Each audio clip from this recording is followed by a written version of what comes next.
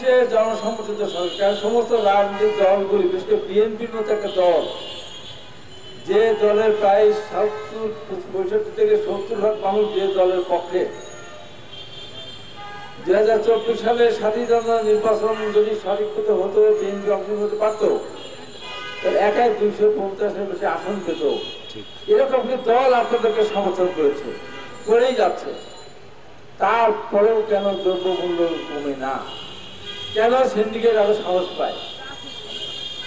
আমি একটি প্রশ্ন জিজ্ঞাসা করতে চাই। কয়েকদিন আগে, যে 15-20 দিন, 1 মাস আগে আলুর দাম ছিল 70 টাকা, 75 টাকা। যে আলু গত বছরে এইরকম সিজনে ছিল 20 টাকা, 25 টাকা। কোন কারণে 70-75 টাকা আলু 40 টাকা বের করে বিক্রি করলো? কেন ঠেকাতে পারলেন না? এখন সেই আলু কিন্তু গ্রামে 10-12 টাকা, ঢাকা শহরে 20-25 টাকা। কেন কেন এমন হবে? কেন ভরা মৌসুমে ধানের চালের দাম কেন এত বেশি হলো? কেন আপনার তেলের দাম বেশি? কেন কেন আপনাকে 100টা পণ্যের উপরে ভ্যাট ট্যাক্স নির্ধারণ করতে হচ্ছে নতুন করে? কেন আপনার ডিজেলের দাম, আপনার বিদ্যুতের দাম আপনার ডবল করতে যাচ্ছেন? কেন? এই কেন উত্তর আছে? এই কেন উত্তর হলো এই যে আপনারা সঠিক মতো আপনাদের দায়িত্ব পালন করছেন না, সেই কারণে অবস্থা। যার যে দায়িত্ব আগের মতো অবস্থা ছিল। উবায়দুল কাদের যখন সাধারণ সম্পাদক পার্টির, উনি সেতু মন্ত্রী, উনি রাস্তার মন্ত্রী, রাস্তার কথা বলেন না, প্রতিদিন বিএনপির কথা বলেন। বলতে বলতে বলতে বলতে শেষ পর্যন্ত কোথায় গেছে আল্লাহ পাক সেই জানে। আপনাদের অবস্থা হচ্ছে তাই। আপনারা কেন? আপনারা যদি পরিবেশ নিয়ে যদি কথা বলবেন, ওই রাজনীতির নেতৃত্বকে উদ্দেশ্যে 53 বছর কিছুই করতে পারেন না। নির্বাচনের কথা উনি বলেন এতদিন পর নির্বাচন হবে। কেন? আপনার যে দায়িত্ব, সেই দায়িত্ব পালন করেন। বাংলাদেশে না, সারা পৃথিবীর মধ্যে ঢাকা শহর সবচেয়ে পরিচিত, এখানে সবচেয়ে বায়ু দূষিত।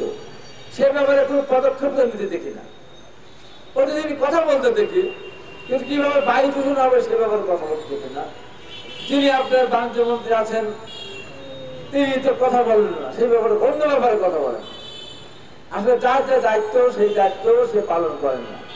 এই যে রেলওয়ে শ্রমিকের যে আন্দোলনটা করলো, এই যে 2-3 দিন ধরে মানুষ ভোগান্তি পড়ে, কেন? এই সরকার তো এসেই বলা উচিত ছিল যে আমরা স্বল্পকালীন সময়ের জন্য আমরা এসেছি, আমরা কিছু যৌক্তিক সংস্কার করব, আমরা একটা নির্বাচন, সুষ্ঠু নির্বাচন দেব, আমরা বিদায় নেব, নির্বাচিত সরকারের কাছে আপনারা দাবি দেওয়া পেশ করবেন না। ওনারা দাবি পূরণ করা শুরু করে দিলেন। আমি বললাম যে প্রধান উপদেষ্টার বাসভবনের সামনে হয়ে গেল দাবি আদায়ের চত্বর। সকাল বিকাল ওখানে যে আছে সেই ওখানে দাবি দেওয়া বলা শুরু করলো। ওই এলাকাতে যাওয়াই যেত না। যারা আন্দোলন করে রাজপথে, আমার সেই ছেলেরা স্লোগান দিয়েছিল কি, মেধা না কোটা, মেধা মেধা। সেই জন্য নর্থডাউন কলেজের ছেলে রাস্তায় নেমেছিল লেখাপড়া বাদ দিয়ে। মেয়েরা নেমেছিল রাস্তায়। হঠাৎ করে একদিন দেখলাম সচিবালয়ে একদল গেল, গিয়ে সেখানে স্লোগান দেওয়ার মতো করে গিয়ে সেখানে বললো অটো না মেধা, অটো অটো অটো পাশ নিয়ে চলে আসতেন। এই অটোদের কি হবে বলেন? এই ওরা আচ্ছা রাজপথে মিছিল করেছিল, মেডিকেল টেকনোলজিস্টে গেল, দিয়ে বললো আমাদের ডাক্তার লিখতে দিতে হবে। আচ্ছা ঠিক আছে। তা আমি বললাম কয়দিন পর মেয়েরা দল বেঁধে গিয়ে সচিবালয়ে বলবে আমাদের দাবি মানতে হবে। কি দাবি? বিয়ে করবো, শ্বশুর বাড়ি যাবো না। তা বলে আচ্ছা ঠিক আছে। এইরকম অবস্থায় চলে গিয়েছে এই সরকারের অবস্থা। আর সব জায়গার খবর নাই। আবার তাকে আন্দোলনটা নিষ্পত্তি হলো, তাকে আমি শুনি একটা আকাশ থেকে পড়লাম, টক শোতে ছিলাম, বলতেছে সেখানে মন্ত্রী ফেল, ওই মন্ত্রণালয়ের মন্ত্রী ফেল, উপদেষ্টা ফেল। এক ছাত্র নেতা গিয়ে নিরসন করে দিয়ে আসছেন। তাহলে হায় রে বাংলাদেশ, তার মন্ত্রী থাকার দরকার কি? মন্ত্রী থাকার কোনো দরকার নেই, সব পদক্ষেপ চলে যান, তাদের উপর দায়িত্ব দেন। কি একটা আশ্চর্য ব্যাপার। সেদিন একটা টক শোতে ছিলাম, একজন বলে মুখপাত্র 17 বছরে আমাদের ভোটারটাকে দিতে হবে। 17 বছর তো সাবালক, আমরা চিনলেন, আর শিশুরা ভোটার হতে চায়। 18 বছর তারা ইমপ্রেশন করতে চায়, মন্ত্রী হতে চায়। তো লেখাপড়া করো কখন? কালকে থেকে আর একবারও শুনতে চাই না যে চাকরির বয়স 35 বছর দিতে হবে। চাকরির বয়স 35 বছর, লেখাপড়া শিখতে শিখতে 25-26 বছর, আর এমপি মন্ত্রী হবেন 18 বছর। ভালো স্ত্রীগান থেকে ভোটার, এই যে এদেরকে যারা উস্কাচ্ছে, দেশটাকে ধ্বংস করার দিকে নিয়ে যাচ্ছে। আজকে কলেজের ছেলেরা, ইন্টারমিডিয়েট ছেলেরা ডিসি সাহেবকে কে বলে এটা করতে হবে, ইউনিকে বলে এটা দিতে হবে। কোন রাজত্বে আমরা বসবাস করছি? আমরা তো 90 আন্দোলন করেছিলাম, আমাদের তো জাতীয় বীর হিসেবে উপাধি দেওয়া হয়েছিল। আমরা তো এমপি হতে যাইনি, আমাদের উপদেষ্টা হতে যায়নি, উপদেষ্টা বানাতেও যায়নি, বিনা আপনাদের নির্বাচিত হতে চাইনি। এখন এই দেশের ছাত্ররা কবে আন্দোলন করেছেন? কবে আন্দোলন করেছে বলেন তো? 52 সালে, 62, 66, 69, 70, 71 মহান মুক্তিযুদ্ধ করতে গিয়ে হাজার হাজার ছাত্ররা শহীদ হয়েছেন। কই তারা তো এসে বললো না আমাদের 5 জন মন্ত্রীরা অবস্থান দিতে হবে আমাদেরকে? বলেছে তারা? বলেনি। আজকে সবই তারা হবে, দেশটা বলে তাদেরকে মজার করলো। কোথায় কোথায় ধমক, কোথায় কোথায় ধমক। আরে বিএনপির মতো দলকে ধমক দেওয়া যায়?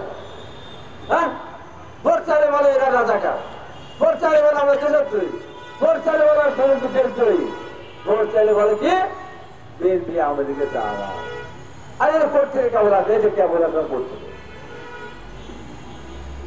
2015 সালের 12ই জানুয়ারি টকশোতে গিয়েছিলাম, চ্যানেল 24-এ। দেশে বেগম খালেদা জিয়াকে তখন আটকে রেখেছিল বালুর ট্রাক, ময়লা ট্রাক দিয়ে। আমি তার বিরুদ্ধে কথা বলেছিলাম, আরো কথা বলেছিলাম। আমি টকশো থেকে নামলাম, ডিবিকে বলে স্যার আসসালামু আলাইকুম, বা কি হয়েছে স্যার শোনেন, কোথায়? এখানে আসেন। আর এখানে বলবেন না, তো কি আমি নিয়ে যাবেন এখান থেকে? না বাসার থেকে, না রাস্তার থেকে? বলে এখান থেকে নিয়ে যাবো। তো নিয়ে গেল। সেই মামলা বিগত সরকার আমাকে সবচেয়ে বেশি ভালোবাসত বলে সর্বপ্রথম আমাকে সাজা দিয়েছিল। আমি তো বিএনপির ফুটবল নেতা, বলেন তো। প্রথম সাজা হাবিব সাজা লিঙ্কন, আমাদের মনে আছে টেলিভিশনের পত্রিকা এই টাইমে ছিল। সেই মামলার আজকে আমি খালাস পেয়ে আসলাম। আজকে আমাকে নির্দোষী খালাস দেওয়া হয়েছে।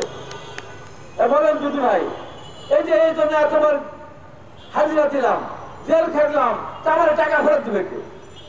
আমরা দিনগুলিকে ফেরত দেবে। ম্যাডাম খালেদা জিয়াকে দীর্ঘদিন ধরে জেলে আটকে রাখলেন, ওনার বিদেশে চিকিৎসা করতে দিলেন না। ওনার কিডনি ট্রান্সপ্লান্ট করার দরকার ছিল, আমি তো আমার কিডনি দিতে চেয়েছিলাম, আমারটা দাঁড় আমার ভাইয়েরা দিয়ে বলেছিলাম। এখন সারা পৃথিবীর মানুষ কিডনি দিল, দেশের বেতন খালেদা জিয়ার কিডনি ট্রান্সপ্লান্ট করা সম্ভব না, কারণ বয়স অতিরিক্ত বেশি হয়ে গেছে। তাহলে এখন কি অবস্থা? এই যে বিনা কারণে ওনাকে সাজা দিলেন। কত কথা বুদ্ধিজীবীরা বলা শুরু করেছিল, আমাদের চলেরা। এইভাবে তো দেশটা চলতে পারে না। তাই পরিষ্কার করে বলতে চাই, এই সরকারকে বলতে চাই, আপনাদেরকে সফল করতে চাই আমরা। কেন যেমন কাজ সোজা করে রাখে, আমাদের নেতা জনাব তারেক রহমান বলেছেন এই সরকারকে যে কোনো মূল্যে সফল করতেই হবে। আমরা আপনাদেরকে সফল করতে চাই, নিজের কাজ হয়ে পড়ে যাবো, আমরা কতদিন দেখাবো। তাই পরিষ্কার করে বলে দিন যত যাবে তত বেশি সমস্যার সৃষ্টি হবে। তাই আমি মনে করি আর সময় কেমন না করে রাজাকার বলেন, আর দেশদ্রোহী বলেন, আর রাষ্ট্রদ্রোহী বলেন, আর আওয়ামী লীগের দালাল বলেন, একটা নির্বাচন দিতে হবে। এই বছরের মধ্যেই নির্বাচন দিতেই হবে। নির্বাচিত সরকারকে পরে দেশের সমস্যা আগে সমাধান করবেন। এই কথা বলে তাহলে তাকে ধন্যবাদ জানাচ্ছি।